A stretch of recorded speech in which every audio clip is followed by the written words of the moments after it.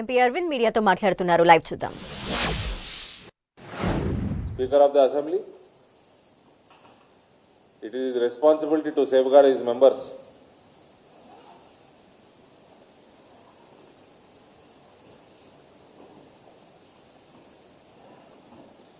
ఇవన్నీ చూసినాక హిందువులు ఐక్యంగా ఉండక తప్పదండి ఈ రాష్ట్రంలో. శాంతి భద్రతలు సరిగ్గా ఉండాలా, మనం కాపాడుకోవాలంటే మనం అందరం ఐక్యంగా ఉండక తప్పదు. ప్రపంచం మొత్తం ఫోర్స్ఫుల్ కన్వర్షన్లు జరుగుతూ ఉన్నాయి.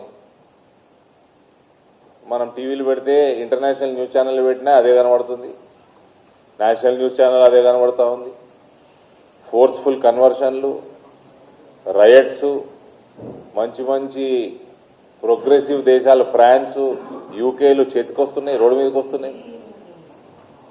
అటువంటి సమయంలో ఒక చీఫ్ మినిస్టర్ పొజిషన్లో కూర్చొని నా పేరు రేవంత్ ఉద్దీన్ అయినా పర్వాలేదు, ఐఎమ్ ప్రౌడ్ ఆఫ్ ఇట్ అంటే ఇక దీనికంటే సిగ్గుమాలిన తనం ఏమైనా ఉన్నదా?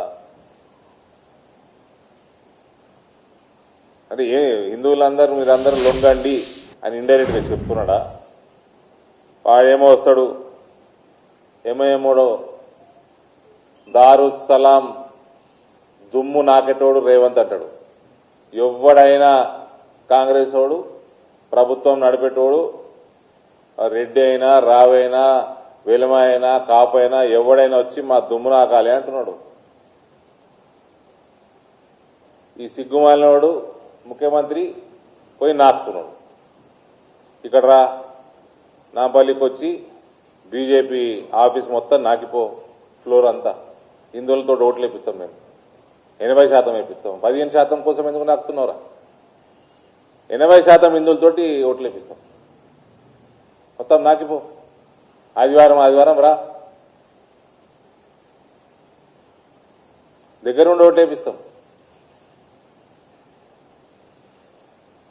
రేపు కేబినెట్ ఉన్నట్టుంది, రేపు కేబినెట్ లో కల్మా ఇంట్రడ్యూస్ చేస్తున్నారు. కల్మా చదివి కేబినెట్ మొదలు పెడతారంట రేపు. అందరు టోపీలు పెట్టుకుంటారు. ఈ సిగ్గులేని ముఖ్యమంత్రి వీళ్ళు తుర్కులందరూ 2050 వరకు భారతదేశం ఇస్లాం రాజ్యం అవుతుంది అని వాళ్ళు ఏదో ప్రణాళికతో పోతున్నట్టున్నారు వాళ్ళ ఆర్గనైజేషన్స్. ఇటువంటి సిగ్గు